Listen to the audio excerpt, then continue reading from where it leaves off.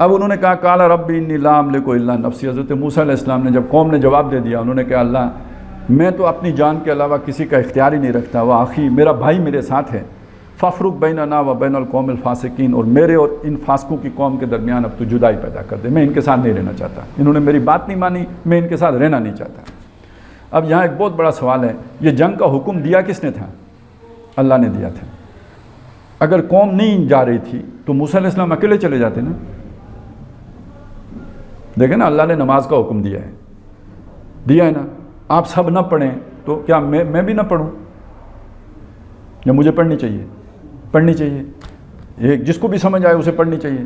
اللہ نے جنگ کرنے کا حکم دیا، اگر قوم نہیں گئی تھی تو نہ جائے۔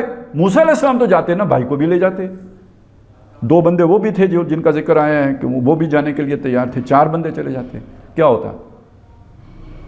کامیابی ملتی، کیونکہ اس کے لیے تو بنیاد مرصوص چاہیے، 4 آدمیوں سے تو جنگ نہیں ہوتی۔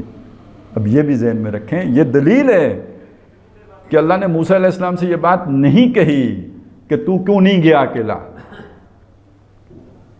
جنگ کرنے کے لیے جماعت چاہیے اور معتدب تعداد چاہیے، وہ اگر پرووائڈ نہیں ہوتی آپ مکلف نہیں ہیں۔ جہاد فرض ہے لیکن اسباب کے ساتھ فرض ہے، شرائط پوری کرنے کے ساتھ فرض ہے۔